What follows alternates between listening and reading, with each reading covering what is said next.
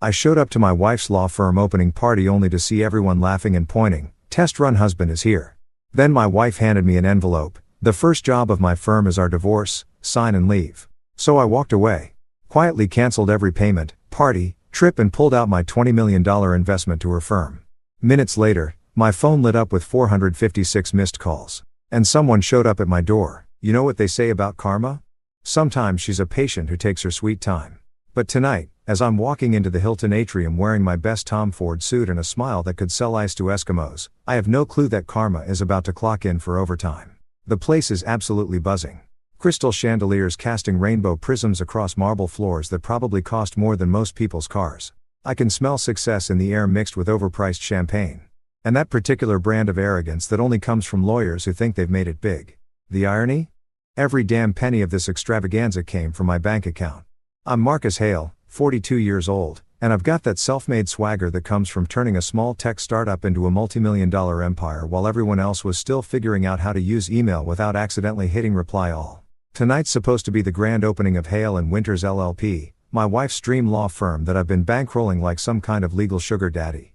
As I make my way through the crowd, nodding at faces I recognize from country club dinners and charity galas, I'm actually feeling pretty damn good about myself. This is my moment, too, right?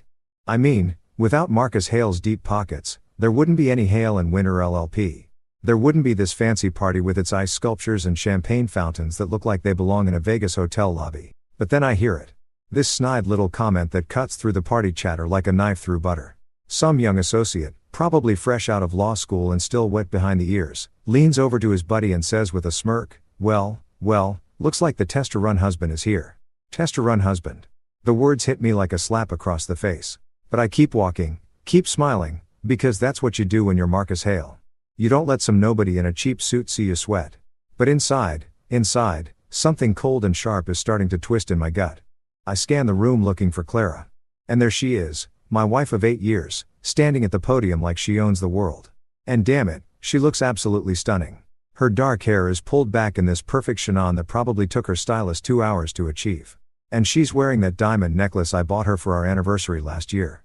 The one that cost more than most people make in a decade. She's glowing under those chandelier lights, fielding congratulations and air kisses from everyone who matters in the New York legal scene. Judge Robert Winters, her father and one of the most powerful men in the city's judicial system, is beaming with pride from his front row seat. Victor Cross, her business partner and the guy I've been writing checks to for the past 2 years, is standing just off to the side looking smug as hell in his custom-tailored Armani. Clara catches my eye and smiles. But something's off. It's not the warm, genuine smile I fell in love with all those years ago. This one's different, calculated, like she's already rehearsed what comes next. She taps her champagne glass with a silver spoon, and the room falls silent. Every face turns toward the podium. Every conversation stops mid-sentence. You could hear a pin drop in this place, which is saying something considering we're in the middle of Manhattan. Ladies and gentlemen, Clara begins, her voice carrying that smooth, confident tone she uses in court. Thank you all for being here tonight to celebrate the launch of Hale & Winters LLP. This firm represents everything I've worked for, everything I've dreamed of since I was a little girl sitting in my father's courtroom. The crowd murmurs appreciatively. Someone shouts, "Here, here," and raises their glass. But then Clara does something that makes my blood run cold. She reaches into her clutch, the same Chanel bag I bought her for Christmas, and pulls out a manila envelope. Plain, unremarkable, the kind of envelope that could contain anything from tax documents to grocery coupons. However, she continues, and I swear the temperature in the room drops about 10 degrees before we officially open our doors to serve justice in this city. I have one piece of business to attend to. She walks down from the podium, her heels clicking against the marble floor like a countdown timer. Every step brings her closer to where I'm standing, and every step makes that cold feeling in my stomach spread a little further. The crowd parts like the Red Sea. As she approaches, I can feel hundreds of eyes on me. Can hear the whispers starting to buzz around the room like angry wasps. Someone's phone camera flashes, then another. Clara stops right in front of me, close enough that I can smell her perfume, the same Chanel No. 5 she's worn since our second date. She's still smiling, but now I can see what that smile really is. It's not love or gratitude or even basic human decency. It's pity mixed with something that looks disturbingly like satisfaction. "Marcus," she says loud enough for the whole room to hear. "You've been so generous, so supportive, and I want everyone here to know that the first case Hale & Winters LLP will be handling is very close to my heart. She hands me the envelope like she's presenting me with an award at some twisted ceremony.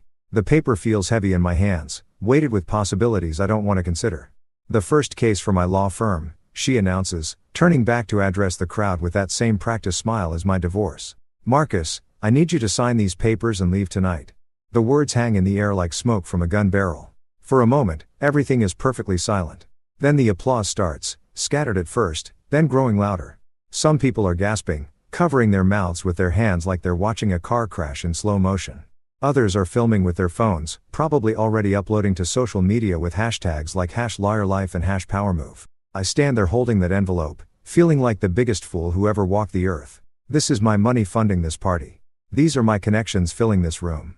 I'm the one who made this entire night possible, and now I'm being dismissed like some kind of hired help who's overstayed his welcome. The humiliation should be crushing. The betrayal should bring me to my knees. 8 years of marriage, 2 years of supporting her dream firm, $20 million of my own money. All of it reduced to a manila envelope, and a public execution in front of everyone who matters in New York's legal community. But you know what? I don't shout. I don't throw the envelope back in her face. I don't cause the scene that everyone's probably expecting, the dramatic meltdown that would give them something to gossip about at their country club brunches for the next 6 months. Instead, I do something that probably surprises everyone in that room, maybe even myself. I fold that envelope in half, slide it into my jacket pocket, and walk toward the exit with my head held high. As I push through the crowd, I can hear the whispers starting up again. Can feel their eyes following my every move. But I keep walking past the ice sculptures and champagne fountains, past the marble floors and crystal chandeliers, past everything I paid for but apparently never owned. Outside, the New York night air hits my face like a blessing. I loosen my tie, let the cool breeze wash away the stuffiness of that overpriced hotel ballroom. And then, standing there on the sidewalk with the city lights reflecting off the wet pavement, I do something that would probably shock everyone still inside celebrating my public humiliation. I smile. Not the fake practice smile I've been wearing all evening, but a real one. Faint, but genuine. See, here's the thing about being Marcus Hale that none of those people in that room understand. I didn't get where I am by being stupid. I didn't build a multi-million-dollar empire by trusting people at their word. And I sure as hell didn't survive in the cutthroat world of business by not having a few contingency plans up my sleeve. They think they've won. They think this is the end of the story. The foolish husband who got played by his ambitious wife and her slick business partner. They think Marcus Hale just got taken for the ride of his life. They haven't seen anything yet. The real game, it's just getting started. You know what's funny about betrayal? It's like food poisoning. At first, you're just confused and uncomfortable, but then it hits you all at once, and suddenly you're seeing everything with crystal clarity. By the time I get back to my apartment on the Upper East Side, that clarity is burning through me like acid. I pour myself 3 fingers of Macallan 25. The good stuff I save for special occasions, though. I'm pretty sure getting publicly divorced at your wife's law firm launch party qualifies as special in the most twisted way possible. The amber liquid burns going down, but it's nothing compared to the fire that's been building in my chest since I walked out of that circus. My apartment feels different now, quieter. All those little touches that scream successful married couple. The matching throw pillows Clara insisted on, the wedding photos in their expensive frames. The abstract art she picked out because it was investment pieces. Now they just look like props from a play I didn't know I was starring in. But I'm not here for a pity party. I've got work to do. I head straight to my study, past the floor-to-ceiling windows that offer $1 million view of Central Park. Most people think the view is what makes this room special, but they'd be wrong. The real magic is behind the custom-built bookshelf where a hidden panel slides away to reveal my private safe. This isn't some dinky hotel room safe where you stash your passport and a few $100. This is a proper vault. Fireproof, waterproof, and big enough to hold everything that really matters. I punch in the code and the heavy door swings open with a satisfying click. Inside, organized with the kind of obsessive precision that would make a Swiss banker weep with joy, are my primary assets, not stocks or bonds or crypto wallets. Those are for amateurs. No, these are the documents that separate the players from the played, the hunters from the hunted. I pull out the first binder, thick as a phone book and labeled in my own handwriting. Hale and Winters LLP Financial Structure. Every page tells a story. And boy, is it a doozy. Here's what Clara and her smug partner Victor didn't understand about Marcus Hale. I don't just throw money at things and hope for the best. When I invest, I document everything. When I write a check, I create a paper trail that could be followed by a blind accountant with dyslexia. The first section shows the initial seed money. $5 million transferred from my personal account to establish the firm's operating capital. Clara thought it was a gift, a loving husband supporting his wife's dreams. In reality, It was a loan with very specific terms that she never bothered to read because she was too busy picking out office furniture and planning launch parties. Next up, the office lease. That gorgeous corner suite on Madison Avenue with the mahogany conference table and the view of the Chrysler Building. The one that costs $40 grand a month. Yeah, that's in my name. The lease agreement sits right here in black and white along with a security deposit receipt for $200,000. I flipped through more pages. Each one a little insurance policy I never thought I'd need to cash in. Interior design costs another $250,000 for Clara's vision of sophisticated legal elegance. The custom law library with its first edition legal texts and hand-carved shelving, 6 figures. The state-of-the-art computer system and case management software, another H100 red grand. But the raw kicker is the recruitment expenses. Clara and Victor went on a hiring spree like they were building the legal equivalent of the Yankees. They poached senior associates from white shoe firms, offering signing bonuses and inflated salaries that would make Wall Street executives jealous. Every single one of those offers was backed by my money. And every single contract includes a clause that ties their employment to the firm's financial stability. As I'm going through these documents, something starts bubbling up from deep in my chest. At first, I think it might be another wave of humiliation, but then I realize what it actually is. Laughter. Dark, bitter laughter that tastes like revenge served at room temperature. Because here's the thing that's becoming crystal clear as I review my meticulous record keeping. I haven't been Clara's husband for the past 2 years. I've been her bank, a walking talking ATM with a wedding ring and a joint checking account. Every dinner party where she introduced me as my husband, the tech entrepreneur, she was really saying my financier who doesn't understand law. Every time she asked my opinion on hiring decisions or office locations, she was just being polite while spending my money. Every passionate speech about building something meaningful and lasting, she was talking about building it on my dime while planning to cut me out of the picture. I pull out my laptop and start cross-referencing the documents with my bank statements. The pattern is so obvious now that I can't believe I missed it.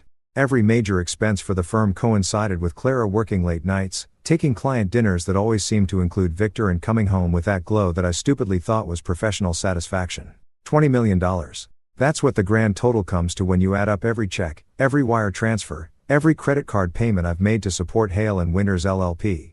$20 million to fund my wife's affair and finance my own public humiliation. But here's where Clara and Victor made their fatal mistake.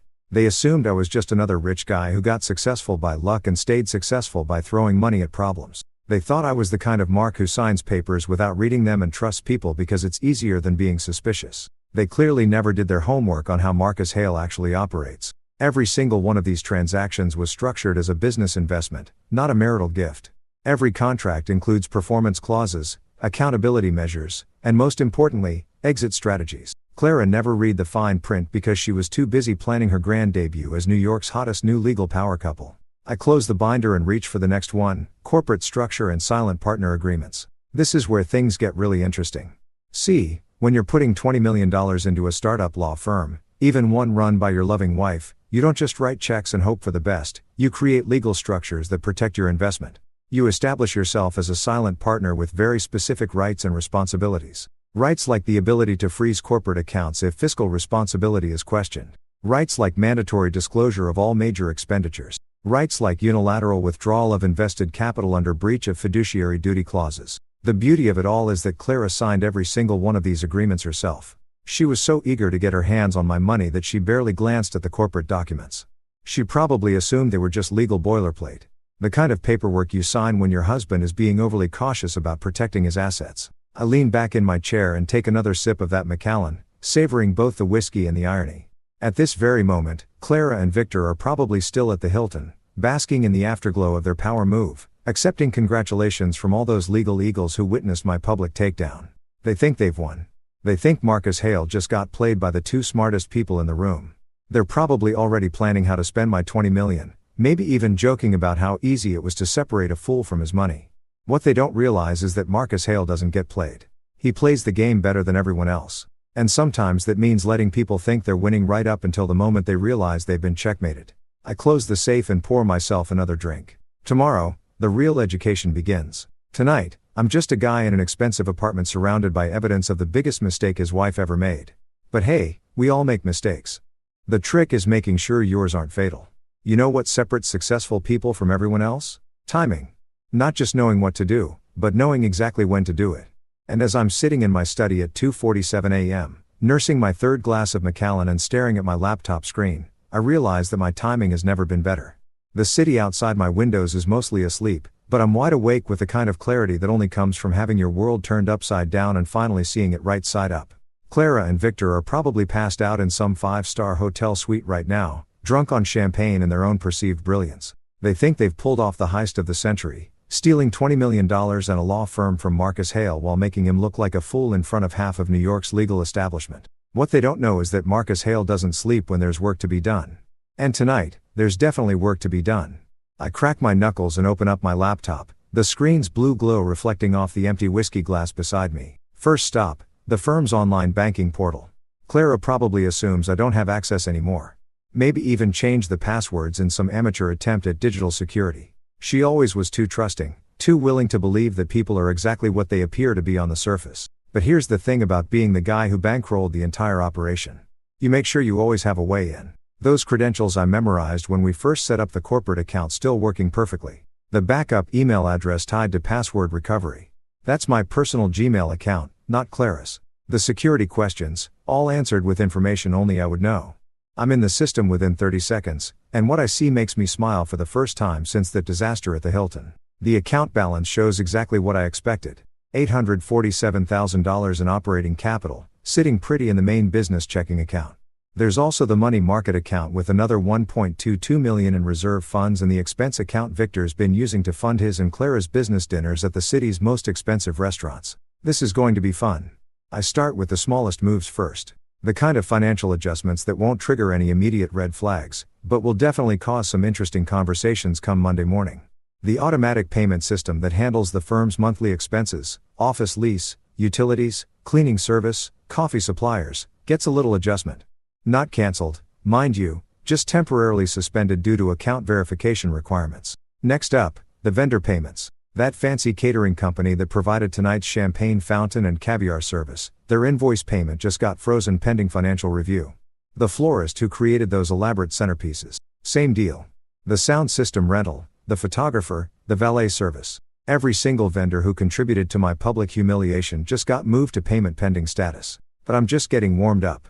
The real masterpiece is the payroll system. All those hotshot lawyers Clara and Victor poach from competing firms, the ones with their signing bonuses and 6-figure salaries and attitudes that could cut glass, their direct deposit information just encountered a small technical glitch that will require manual resolution. Nothing permanent, you understand? Just a temporary hiccup that might make their mortgage payments a little more interesting this month. I lean back in my chair and take another sip of whiskey, savoring the smooth burn as much as the elegant simplicity of what I'm doing. This isn't some dramatic corporate raid with hostile takeovers and screaming board meetings. This is surgical precision, the kind of quiet destruction that happens in spreadsheets and database queries while the targets sleep peacefully in their beds. But the real coup de grace is still coming. I navigate to the investment management section of the portal where the crown jewel of my financial architecture sits waiting. My silent partner withdrawal clause. It's buried in subsection 7.3 of the corporate partnership agreement. The part that Clara's lawyer probably skimmed over because it looked like standard boilerplate language. What it actually says in very precise legal terminology is that any partner who contributed more than 75% of the firm's initial capitalization has the right to immediate asset recovery in the event of material breach of fiduciary responsibility or dissolution of partnership confidence. $20 million in Clara's public divorce announcement at the firm's launch party. Victor's smirk as he watched me get handed those papers. I'd say that qualifies as material breach of just about everything. I click through the withdrawal process, each screen asking me to confirm that yes, I really want to do this and yes, I understand the consequences and yes, I'm absolutely certain. The system is designed to make you think twice, to give you multiple opportunities to back down from what it knows is going to be a financial nuclear option. But Marcus Hale doesn't back down. Not when he's been played, not when he's been humiliated, and definitely not when he's got 20 million reasons to make his point crystal clear. The final screen is beautiful in its simplicity. Withdrawal request submitted. Funds will be transferred within 24 to 48 business hours pinning final documentation review. Below that, a number that makes my heart skip a beat. $20 million. $20 million about to disappear from Hale and Winters LLP's accounts like morning mist in the summer sun. I hit submit and lean back to watch the digital wheels start turning. Somewhere in the depths of the banking system's servers, electronic signals are already starting to flow, beginning the process that will transform Clara's dream firm from a powerhouse startup into a very expensive pile of legal documents. The beauty of it all is the timing. It's Saturday night or Sunday morning. Technically, the banks won't start processing anything until Monday, which means Clara and Victor have roughly 40 hours to enjoy their victory before they discover what Marcus Hale's version of a divorce settlement actually looks like. I pour myself one more glass of that Macallan and walk over to the floor-to-ceiling windows overlooking Central Park. The city spreads out below me like a circuit board, all glittering lights and hidden connections. Somewhere out there, Clara is probably sleeping the sleep of the victorious, dreaming about her new life as New York's hottest legal celebrity. What she doesn't know yet is that you can't build a legal empire on someone else's money and then expect them to just walk away when you're done with them. You can't humiliate Marcus Hale in front of half the city's power brokers and assume there won't be consequences. They wanted a scene at that party, some dramatic breakdown they could gossip about over their country club brunches. What they're getting instead is something much more devastating.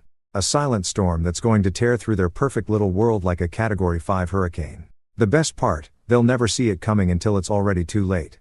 I raise my glass to the sleeping city and smile. Monday morning is going to be very, very interesting. Monday morning hits New York City like a freight train. And I'm sitting in my kitchen sipping Colombian coffee that costs more per pound than most people spend on groceries, watching the sunrise paint the sky in shades of orange and pink. It's shaping up to be a beautiful day, the kind that makes you grateful to be alive and absolutely thrilled to be Marcus Hale.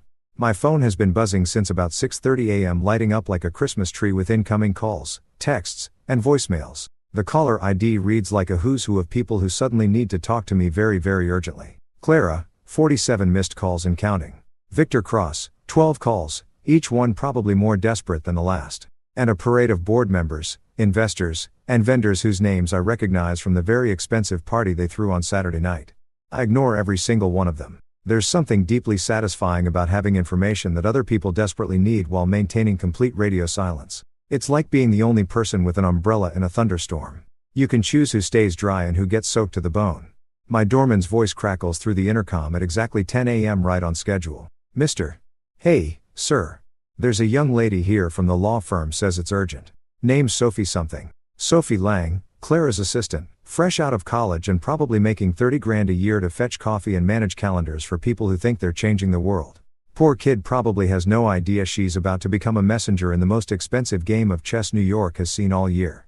Send her up, Frank, I tell the intercom, then settle back into my leather chair with my coffee mug and the morning edition of the Wall Street Journal. Nothing quite like reading about other people's financial disasters while orchestrating your own masterpiece. The knock on my door comes exactly 3 minutes later. Soft, hesitant, the kind of knock that says, please don't shoot the messenger.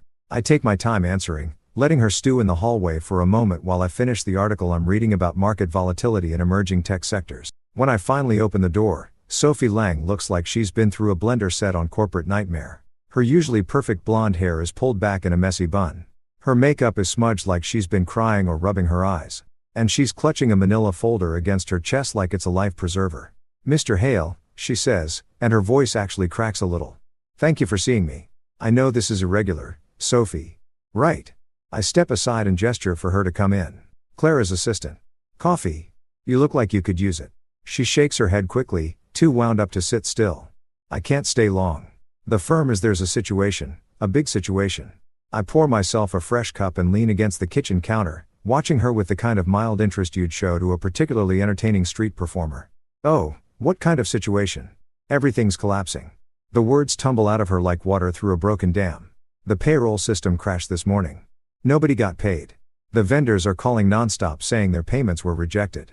The catering company is threatening to sue over the party expenses. Even the coffee service got cut off. Do you know how lawyers function without coffee, Mr. Hale? I take a slow sip from my mug and make a thoughtful noise. Sounds complicated. The investors are furious, she continues, pacing back and forth in my entryway like a caged animal. Judge Winters has been calling every hour demanding explanations. Victor locked himself in his office and won't come out. And Clara, she stops pacing and looks at me with eyes that are definitely on the verge of tears. Clara says, it's all just a computer glitch. Some kind of banking error that will be resolved by end of business today. And what do you think, Sophie? She bites her lower lip, clearly wrestling with whether to speak her mind to the man who just got publicly divorced by her boss. I think she says carefully that computer glitches don't usually involve $20 million disappearing from corporate accounts. Smart girl, smarter than her boss. Anyway, I'm not a financial expert, I tell her, setting down my coffee mug and walking over to my desk. But that does sound like more than a glitch. I pull open the top drawer and retrieve a cream-colored envelope. The kind of expensive stationery that screams serious business without having to say a word. Inside are 3 sheets of legal paper covered in my lawyer's precise handwriting. Terms and conditions that Clara is going to absolutely hate, but will have no choice but to consider. I need you to deliver this to Clara. I say, handing Sophie the envelope directly to her. Don't give it to Victor. Don't leave it with the receptionist. Don't put it in her inbox. Hand it to Clara personally and tell her she has exactly 24 hours to respond. Sophie takes the envelope like it might explode in her hands. What's in it? A way out of this mess, I say simply. The only way out, actually. Her eyes search my face, probably looking for some hint of mercy or compassion or basic human decency. What she finds instead is the cold, calculating stare of a man who's done playing games. Mr. Hale, she says quietly. Is this about the divorce?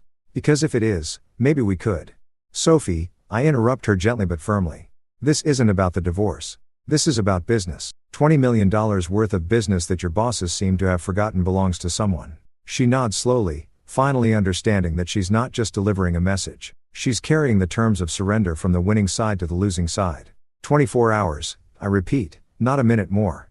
And Sophie, make sure Clara understands that this is the only offer she's going to get. The next conversation won't be nearly as pleasant. After she leaves, I walk back to my kitchen window and look out at the city below. Somewhere in a glass tower on Madison Avenue, Clara is probably having the worst Monday of her professional life.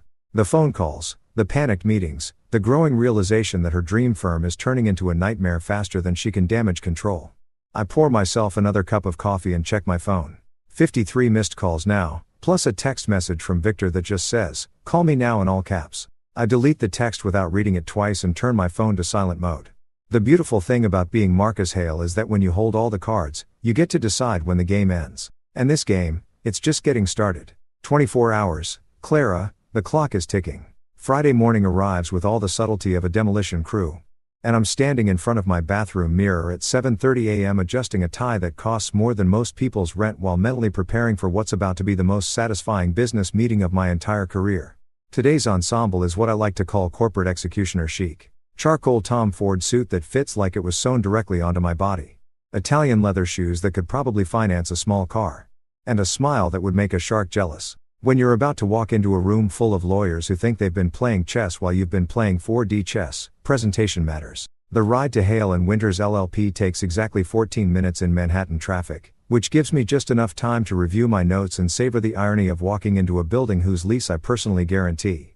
The lobby looks the same as it did when Clara first showed me the space 2 years ago. All marble and brass and aspirational grandeur designed to intimidate clients into paying premium rates. What's different is the energy. Instead of the confident buzz of legal eagles circling their prey, there's a nervous tension in the air that you could cut with a subpoena. The receptionist, a young woman whose name I've never bothered to learn, looks up at me with eyes wide enough to suggest she knows exactly why I'm here.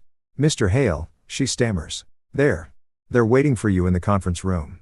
Of course, they are.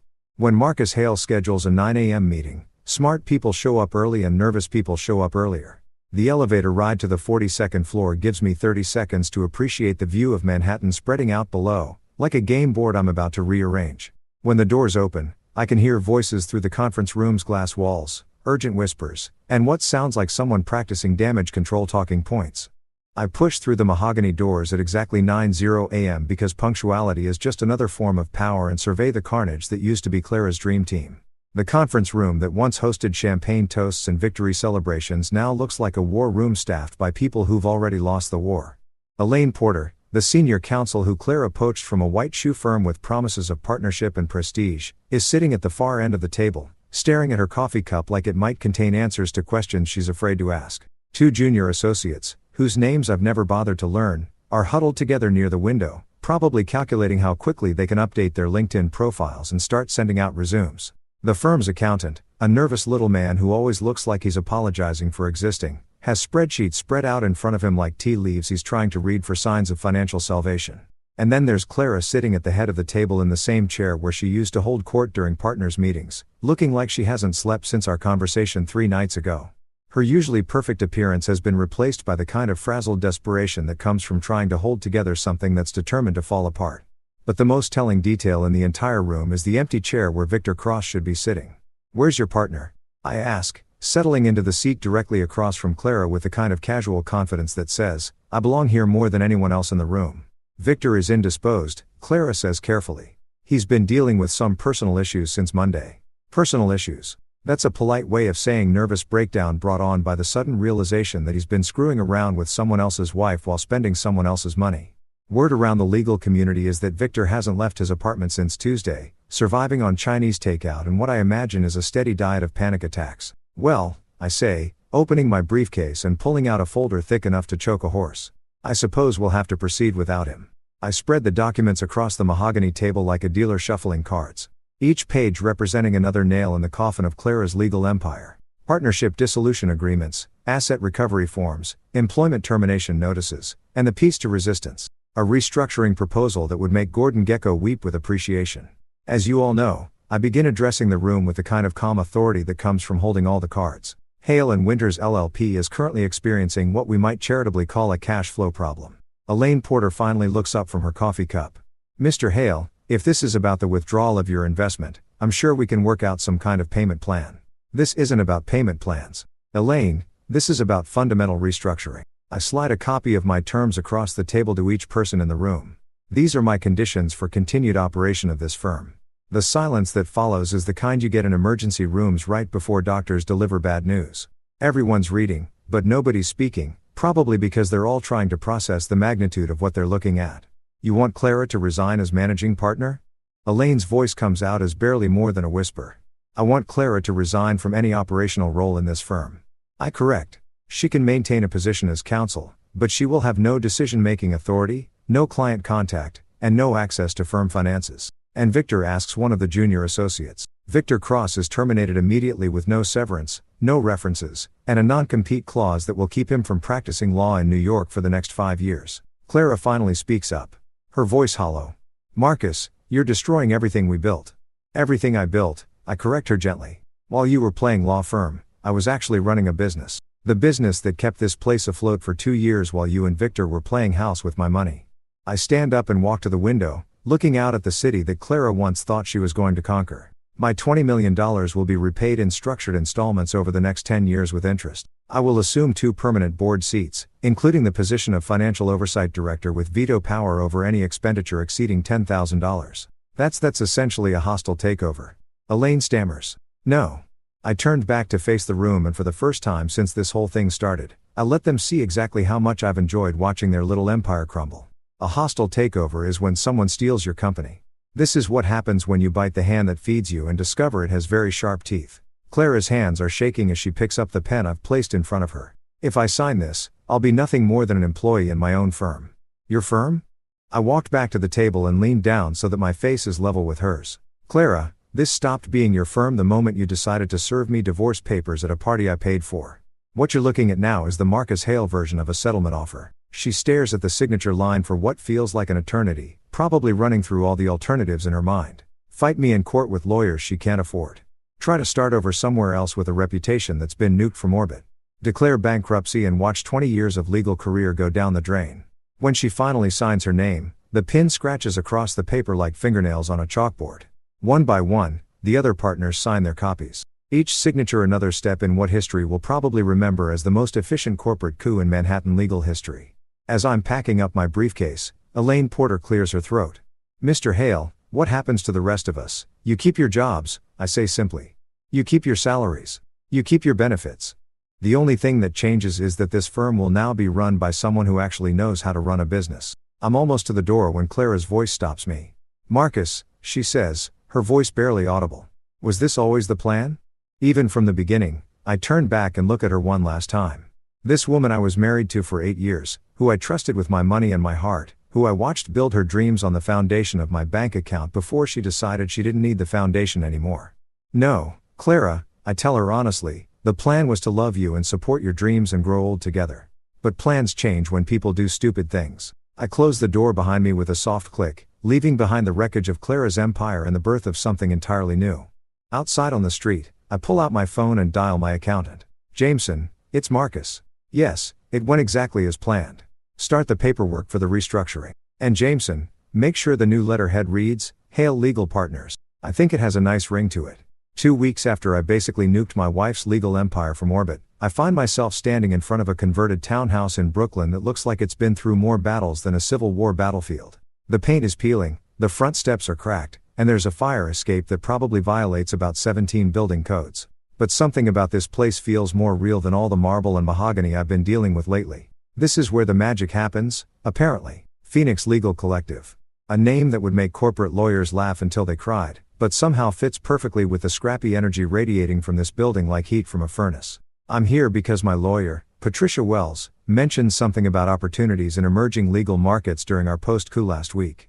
What she actually meant was, there's this crazy young lawyer in Brooklyn who's making the big firms nervous, and maybe you should check her out before someone else does. The reception area looks like it was decorated by someone who shopped exclusively at garage sales and IKEA's bargain bin. Mismatched chairs, a coffee table that's probably older than most of the staff, and walls covered with newspaper clippings about cases they've won against corporations that could buy and sell this entire building without blinking. But here's the thing about Marcus Hale. I didn't get where I am by judging books by their covers. Some of the most profitable investments I've ever made started in places that looked like they were one health inspection away from being condemned. Mr. Hale, a voice calls from across the room, and I turn to see a woman who's probably young enough to be carded at restaurants, but carries herself with the kind of confidence that usually takes decades to develop. I'm Lydia Torres. Thank you for coming. Lydia Torres looks exactly like what you'd expect from someone running a legal collective in Brooklyn. Dark hair pulled back in a ponytail that says, "I don't have time for fancy styling." Jeans that have probably seen more courtrooms than some lawyers see in their entire careers. And eyes that burn with the kind of intensity you usually only find in people who've got something to prove to the world. Miss Torres. I shake her hand, noting the firm grip that doesn't try to overcompensate, but doesn't apologize for existing either. Interesting operation you've got here. She laughs, and it's the kind of genuine sound that I haven't heard in legal circles for longer than I care to admit. That's one way to put it. Come on, let me show you around before you decide whether we're brilliant visionaries or completely insane.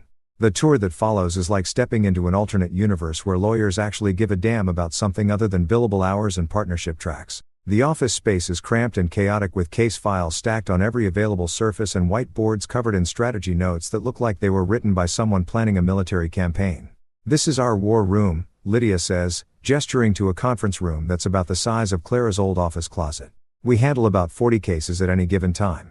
Wrongful evictions, immigration rights, class action suits against landlords who think heat is optional. In January, I pick up a case file from the table.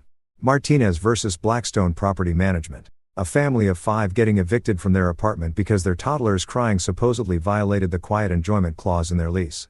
The kind of case that big firms would settle quietly for nuisance value. Except these people are fighting it all the way to appeals court.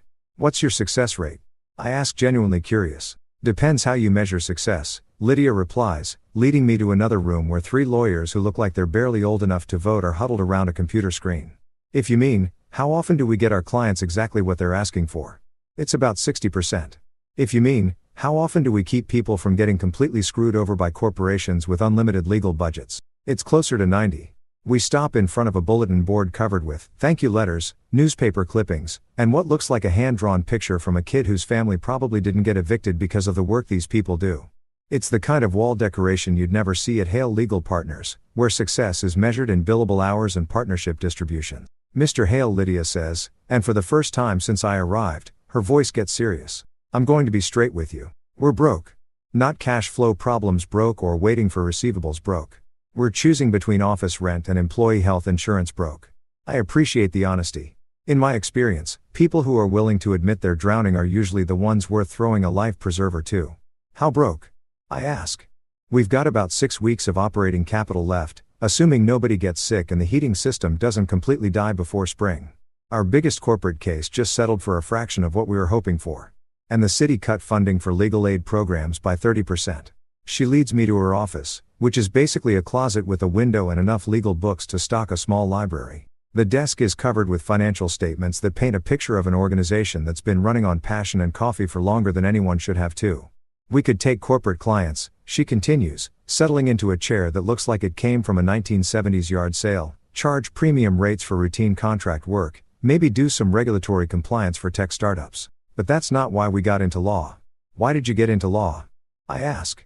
Because something tells me the answer is going to be refreshingly different from to make partner by 30 and buy a house in the Hamptons. Because the system is rigged, she says, simply because corporate lawyers make more in a month than most people make in a year, while families get evicted because they can't afford legal representation. Because immigration courts have a 97% conviction rate when people represent themselves, but a 60% acquit rate when they have competent counsel. She pulls out a folder and spreads some papers across her desk. We're not trying to get rich, Mr. Hale. We're trying to level the playing field just enough so that having money isn't the only thing that determines whether you get justice. I look at the financial projections, the case files, the thank you letters, and something clicks into place that I wasn't expecting. This isn't just another investment opportunity or another way to diversify my portfolio. This is the anti-Clara. This is what Clarara's firm could have been if she'd actually cared about practicing law instead of playing lawyer for the cameras. What would you do with $10 million? I ask. Lydia's eyes widen like I just asked her what she'd do if aliens landed on the courthouse steps. 10 million? Are you serious? Dead serious. 10 million in seed funding in exchange for 40% equity and a board seat. What would you build? She doesn't hesitate, which tells me she's been thinking about this conversation long before I walk through her door. Expand to all 5 boroughs. Hire 20 more attorneys. Create a training program for law students who want to do public interest work but can't afford to take unpaid internships. Set up a legal clinic in every neighborhood where people can get real advice instead of just forms to fill out. And then change the game. Make it so that having a corporate legal team doesn't automatically mean you win. Level the playing field so that justice isn't just for people who can afford it. I pull out my checkbook. Yes, I still carry an actual checkbook because some things are too important for electronic transfers, and write out a number that makes Lydia's eyes fill with tears. $10 million. Not a loan with complicated terms and performance clauses. Not an investment with exit strategies and profit-sharing agreements. Just seed money for someone who wants to fight the good fight and actually has the balls to do it. Mr. Hale, she says, staring at the check like it might disappear if she blinks. You've just saved us. You've saved everything we're trying to build here. No, I tell her, standing up and shaking her hand again. You've saved me. I've been so busy playing corporate games that I forgot what it feels like to invest in something that actually matters. As I'm walking back to my car, I pull out my phone and dial Patricia Wells. Patricia, it's Marcus.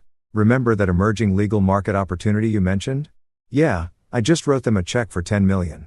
And Patricia, this isn't about revenge anymore. This is about building something real. For the first time since this whole mess started, I'm not thinking about Clara or Victor or the smoking ruins of Hale and Winters. I'm thinking about what comes next. And it feels a hell of a lot better than looking backward.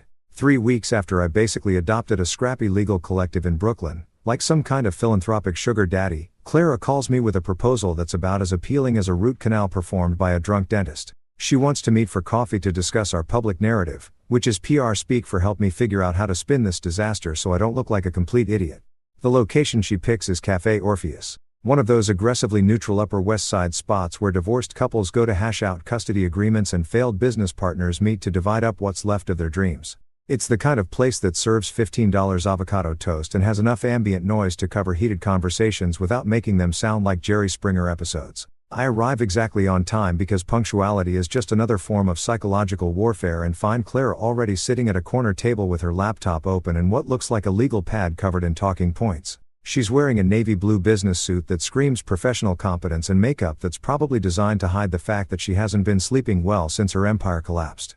Marcus, she says as I sit down, her voice carrying that careful modulation lawyers use when they're trying to sound reasonable while asking for unreasonable things. Thank you for coming. I know this is complicated. I order black coffee from a waitress who looks young enough to be my daughter and settle back in my chair with the kind of relaxed confidence that comes from holding all the cards in a game where your opponent is still trying to figure out what game they're playing. So I say, stirring cream into my coffee with the deliberate slowness of someone who has nowhere else to be and all the time in the world. What's this about, Clara? She slides her laptop across the table like she's presenting evidence in a murder trial. On the screen is a draft press release that's been formatted with all the professional polish of a Fortune 500 company's damage control statement. The headline reads, Hale Legal Partners announces leadership transition. I start reading, and with every sentence my appreciation for the creative use of the English language grows exponentially. According to this masterpiece of corporate fiction, Clara is stepping back from operational duties to focus on strategic client relationships. My acquisition of controlling interest in the firm is described as a planned transition to optimize operational efficiency. The complete absence of Victor Cross from any mention in the document is apparently because he's pursuing new opportunities in the private sector. It's like reading a fairy tale written by someone who learned creative writing from SEC filing documents. This is interesting, I say after finishing the entire thing, which takes about 3 minutes because it's mostly buzzwords strung together with corporate nonsense. Very creative. Clara leans forward with the kind of hopeful expression that suggests she actually thinks I might be buying what she's selling. I worked with our communications consultant to craft something that protects everyone's reputation while explaining the transition in terms that the legal community can understand. Our communications consultant, I repeat slowly, you mean the same communications consultant who charged my company $20,000 to plan a launch party where you publicly divorced me?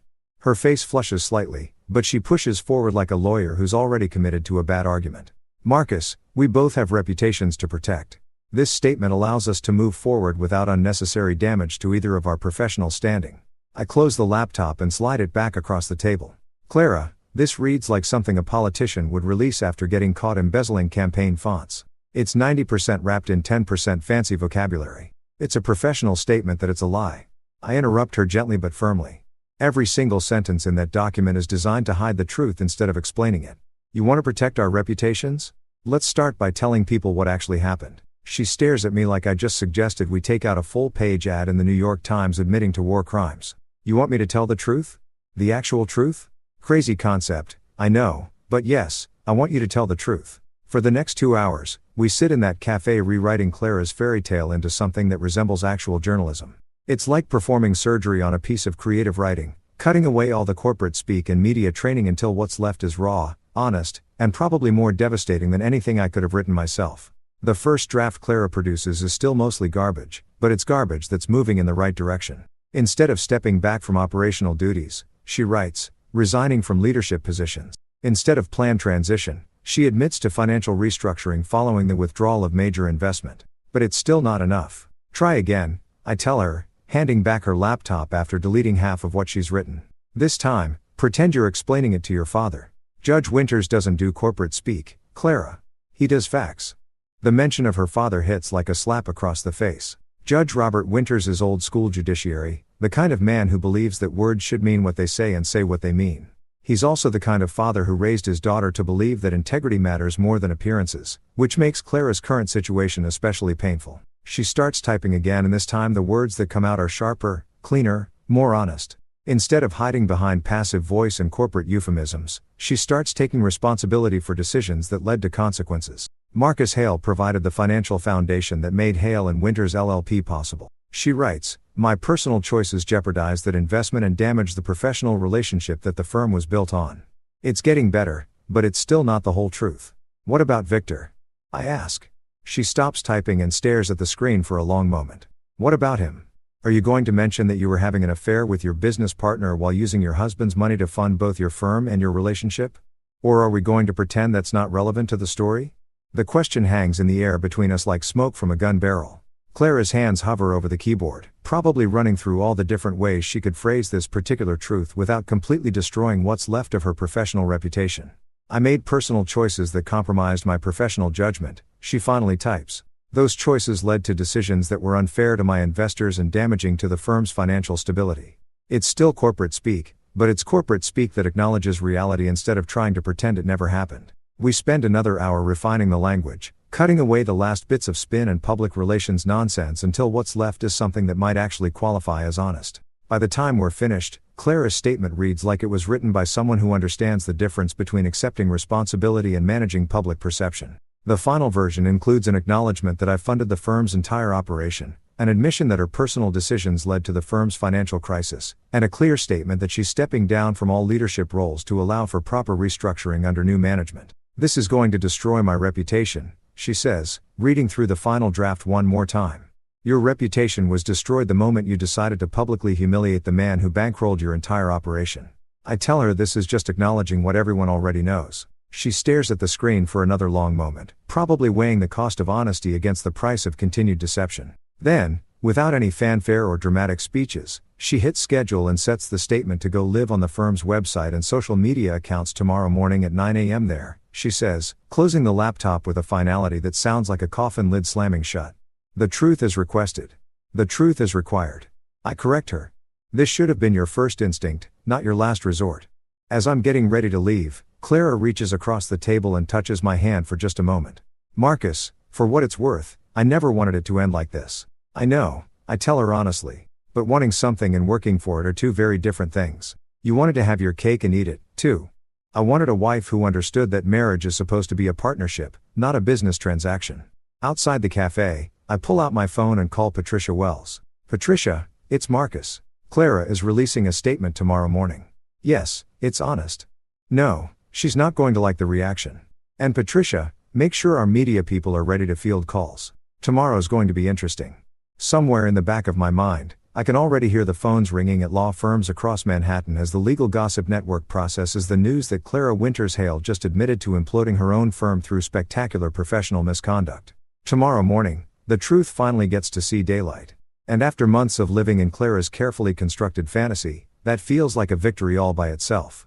You know what's funny about the truth? It spreads faster than gossip and hits harder than a freight train carrying lawsuits. Clara's statement goes live at exactly 9 a.m. on a Tuesday morning.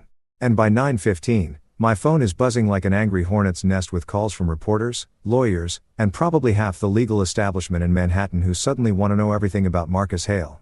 I'm sitting in my apartment nursing my second cup of Colombian coffee and watching the sunrise paint Central Park in shades of gold and possibility when the first call comes in. It's from Legal Times, then Above the Law, then something called Manhattan Law Weekly that I'm pretty sure didn't exist yesterday, but apparently has very strong opinions about corporate restructuring and boutique firms. The best part, I don't answer a single one of them. Instead, I pour myself another cup of coffee and settle in to watch the digital wildfire spread across social media like spilled gasoline meeting a lit cigarette.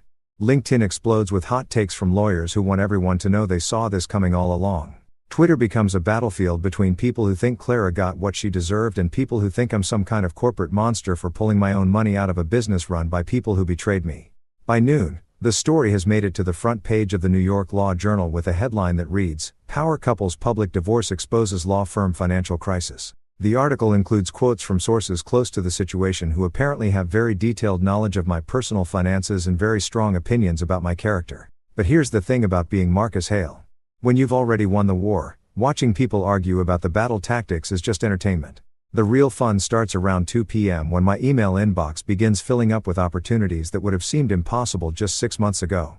Columbia Law School wants me to guest lecture on entrepreneurial finance and legal startups. The New York State Bar Association is asking if I'd be interested in serving on their ethics committee, which is either ironic or perfectly appropriate, depending on your perspective. 3 different nonprofit organizations want to discuss potential partnerships, and someone from the mayor's office is asking if I'd consider joining an advisory board on small business development. It's like watching your reputation get rebuilt in real time, except this time it's being built on a foundation of honesty instead of carefully managed public relations. The most interesting call comes from Dr. Eleanor Hartwell at NYU's Business School, who wants to know if I'd be willing to participate in a case study about financial accountability and professional services partnership. Apparently, my systematic dismantling of Clara's empire is being taught as an example of how to protect investment interests when personal relationships go sideways. I'm famous, but for all the right reasons this time.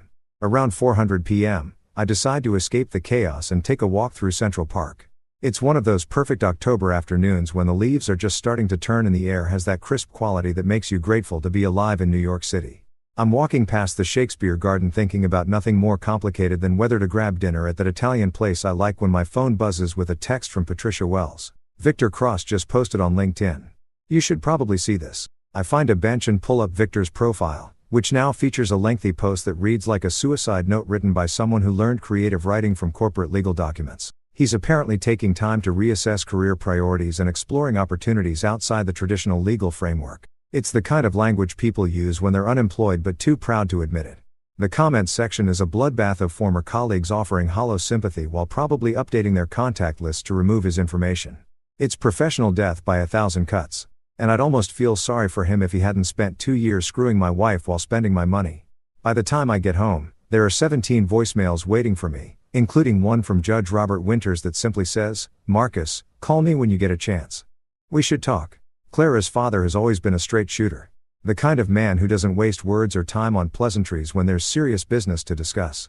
I call him back immediately because ignoring Judge Winters is the kind of mistake that follows you around for the rest of your life.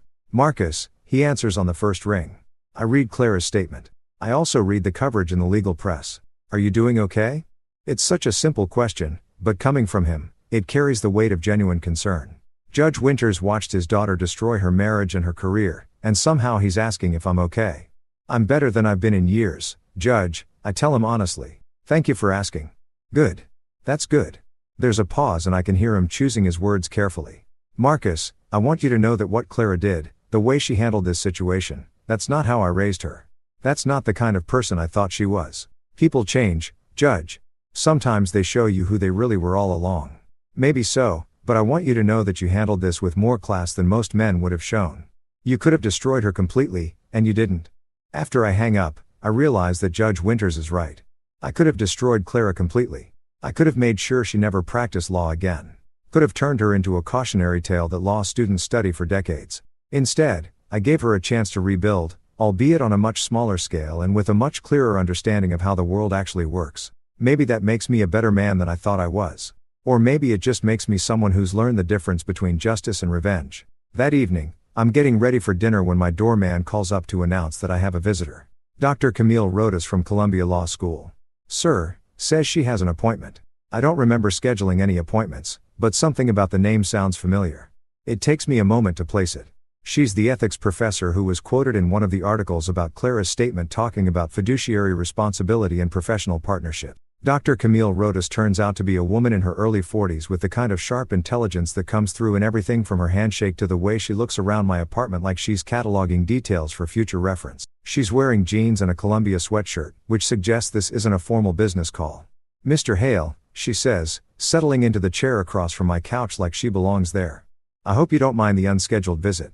I was in the neighborhood and I've been following your situation with great interest. Academic interest? I ask, pouring 2 glasses of wine because something tells me this conversation is going to require alcohol. Professional and personal, she admits. What you did to Hale and Winters, the way you structured your withdrawal, the legal mechanisms you used to protect your investment. It's brilliant. Ethically sound, legally airtight, and more elegant than anything I've seen in 20 years of studying corporate accountability. We talk for 3 hours about everything from business ethics to the future of legal education. And by the time she leaves, I realize 2 things. First, that I haven't had a conversation this intellectually stimulating since before Clara and I got married. And second, that Dr. Camille Rodas has the kind of smile that makes you want to figure out what makes her laugh. As I'm cleaning up the wine glasses, I catch myself smiling for no particular reason except that for the first time in years, the future feels like something worth looking forward to instead of something to survive. Tomorrow, I start teaching a seminar at Columbia on entrepreneurial finance. Next week, I'm meeting with the Phoenix legal team to discuss expansion plans. And sometime soon, I might just ask Dr. Camille Rodas if she'd like to continue our conversation over dinner. The war with Clara is over, and I won. But more importantly, I'm finally ready to start building something new. 6 months after the spectacular implosion of what used to be Clara's legal empire, I'm sitting in my new apartment on the Upper West Side, grading papers from my Columbia Law School seminar on entrepreneurial finance when the FedEx courier shows up with a package that's about to close the final chapter of the Marcus Hale revenge story. The apartment is smaller than my old place. No marble countertops or floor-to-ceiling windows overlooking Central Park, but it gets sunlight. Real honest-to-God sunlight. That streams through normal-sized windows and makes everything feel warm and alive instead of like a museum exhibit designed to impress people I never really liked. Anyway, the FedEx envelope is addressed in handwriting I recognize immediately, even though it's been months since I've seen Clara's distinctive cursive. No return address, but the Portland postmark tells me everything I need to know about how far she's fallen from the Manhattan legal scene she once thought she was going to conquer. I pour myself a cup of coffee, regular coffee, not the $20 a pound Colombian stuff I used to drink because expensive was supposed to mean better, and settle into the reading chair I bought from a furniture store in Queens instead of some boutique showroom where they charge extra for the privilege of being condescended to by interior designers. The letter inside is written on plain white paper, the kind you can buy at any drugstore, and it's only 1 page long. But sometimes 1 page is enough to say everything that needs saying.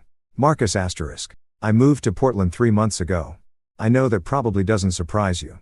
Everyone in the New York legal community knows by now that Clara Winters Hale is persona non grata east of the Hudson River. I work at a nonprofit clinic now, helping people who can't afford lawyers navigate immigration cases and housing disputes. The pay is terrible. The office is in a strip mall between a nail salon and a tax preparation service. And I've never been happier to go to work in the morning. I understand now what you tried to tell me that night in your apartment. I understand the difference between being respected and being famous, between building something real and building something that looks good in legal trade publications. I spent 8 years married to a man who supported my dreams even when I didn't deserve his support. And I threw it all away because I thought I needed to prove something to people whose opinions shouldn't have mattered. I know you probably don't want to hear from me. I know I have no right to ask for forgiveness or understanding or even acknowledgement that this letter exists, but I wanted you to know that I'm different now. Not better necessarily, but different. Real asterisk. The woman who served you divorce papers at that party was playing a character she thought she was supposed to be.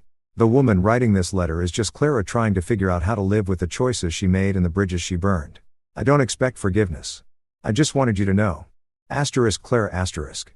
I read the letter twice, then fold it carefully and slide it into the desk drawer where I keep important documents that I'm not ready to throw away but don't need to look at every day.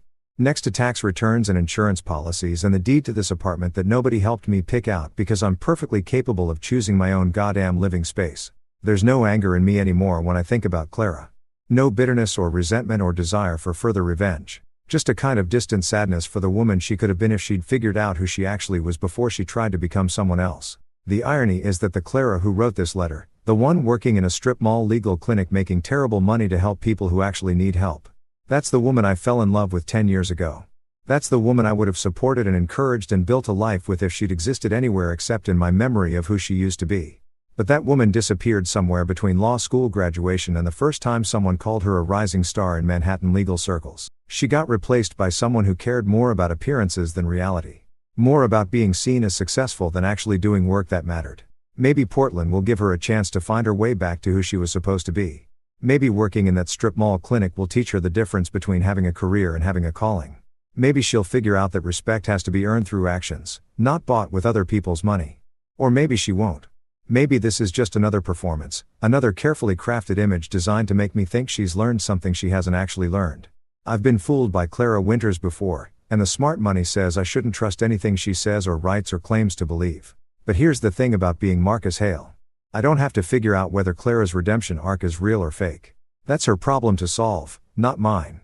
My phone buzzes with a text from Camille Rodas. Dr. Camille Rodas, who turned out to be exactly as brilliant and funny and genuinely interesting as she seemed that first night she showed up at my door unannounced. We've been dating for 3 months now.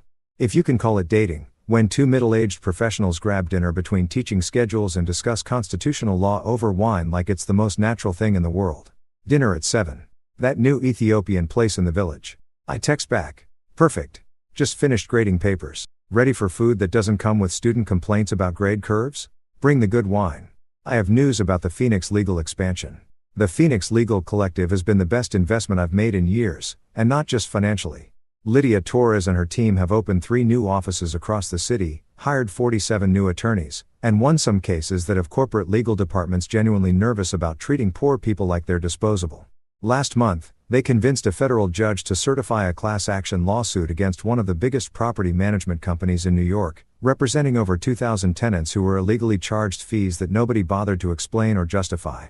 The settlement is going to run into 8 figures, and every penny of it goes to people who actually need the money instead of lawyers who already have too much. That's what victory looks like when you're building something instead of destroying something. When you're creating value instead of just redistributing wealth from people who trusted you to people who betrayed them. I look out my window at the street below where normal people are living normal lives without worrying about legal empires or corporate restructuring or whether their spouse is planning to publicly humiliate them at parties they paid for. A couple is walking hand in hand toward the subway, probably heading to jobs that don't require them to question everyone's motives or document every financial transaction. Like they're preparing for war. That could be me and Camille in 6 months or a year or whenever we figure out that what we have is worth making official. Walking to dinner without checking our phones for urgent messages from lawyers or accountants or business partners who think the world will end if they don't have immediate answers to questions that could wait until tomorrow. The sunlight is starting to fade, painting my apartment in shades of gold and amber that make everything look warm and possible. In an hour, I'll meet Camille at that Ethiopian restaurant, and we'll talk about Phoenix Legal's expansion plans and her research on legal ethics, and maybe what we're doing next weekend when neither of us has papers to grade or cases to review. Later tonight, I'll come home to this apartment that belongs entirely to me, pour myself a glass of wine that costs exactly what wine should cost, and read a book that has nothing to do with business or law or revenge or any of the things that consumed my life for the past year.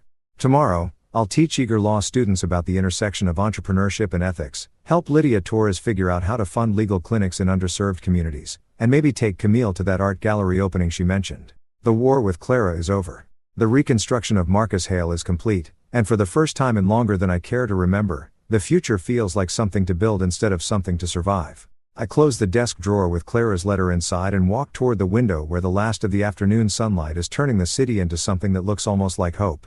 The best revenge, it turns out, isn't destroying your enemies. It's building a life so good that their betrayal becomes irrelevant. And that, I realize, is the ultimate victory.